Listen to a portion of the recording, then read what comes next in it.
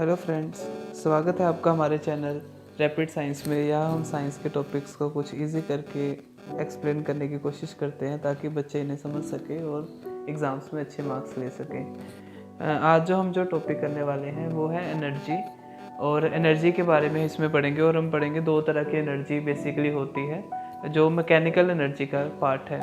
और mechanical energy होती क्या है? In physical science mechanical energy is the sum of potential energy and kinetic energy. तो हम दोनों को पढ़ते हैं, पोटेंशियल एनर्जी और काइनेटिक एनर्जी क्या क्या होती है। पहले है पोटेंशियल एनर्जी।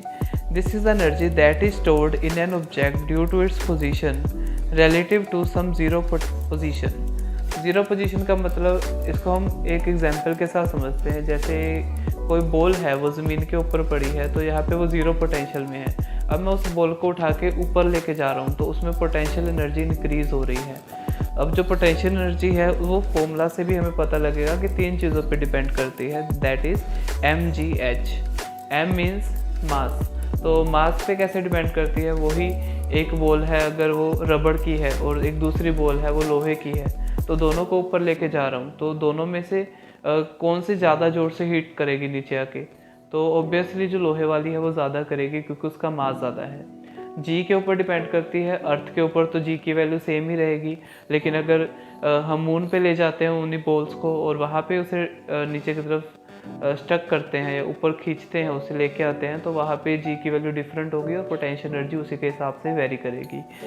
हाइट बेसिकली यही है कि अगर मैं उसे 1 मीटर तक लेके आता हूँ तो अलग पोटेंशियल एनर्जी होगी, अगर 2 मीटर तक लेके आता हूँ तो उसकी पोटेंशियल एनर्जी इंक्रीज़ होगी, 3 मीटर पर और ज़्यादा होगी। तो हाइट के डायरेक्टली प्रोपोर्शनल है। तो mgh तीनों के ऊपर पोटेंशियल एनर्जी डिपेंड कर रही है। इसके अलावा काइनेटिक एनर्जी। काइनेटिक एनर्जी की डेफिनेशन पढ़ते हैं। This is energy in which a body possesses by virtue of being in motion. तो ये एनर्जी तब आती है जब चीज़ मोशन में हो। तो या इसका फॉर्मूला देखते हैं, हाफ mv²। तो m मीन्स मास, तो मास के ऊपर डिपेंड करती है।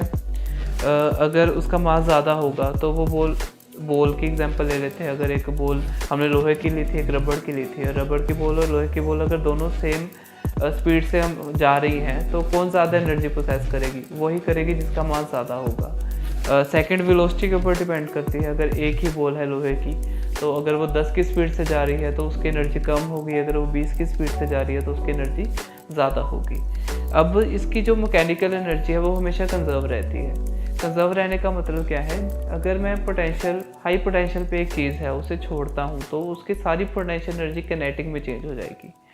ठीक है, तो इसको एक एग्जांपल के साथ करते हैं। जैसे यहाँ पे मैंने एक वीडियो बनाई है, इसमें देखिए कि जब कार जब ऊपर की तरफ जा रही है तो उसकी पोटेंशियल एनर्जी इंक्रीज़ हो रही है। फिर वो ऊपर से जब वो बिल्कुल नीचे की तरफ आने लग जाती है ड्यू टू ग्रेविटेशनल पुल, तो वहाँ पे उसकी काइनेटिक एनर्जी इंक्रीज़ होती है और पोटेंशियल एनर्जी डिक्रीज़ होती रहती है, क्योंकि उसकी हाइट डिक्रीज़ हो रही है। जब वो नीचे आ जाती है तो उसकी हाइट बेसिकली कम है एज़ कम्पेयर टू जब वो ऊपर थी। तो हाइट डिक्रीज़ हुई तो पोटेंशियल एनर्जी डिक्रीज़ हो गई, लेकिन वहाँ पे उसकी स्पीड बहुत ज़्यादा है, तो वहाँ पे काइनेटिक एनर्जी ज़्यादा है। फिर उसी काइनेटिक एनर्जी को कंटिन्यू करते हुए फिर वो ऊपर चली जाती है, फिर उसकी काइनेटिक एनर्जी कम होती रहती है क्योंकि वेलोसिटी कम होती है, वो स्लो हो जाती है, लेकिन वहाँ पे उसकी पोटेंशियल एनर्जी फिर से बढ़ जाती है।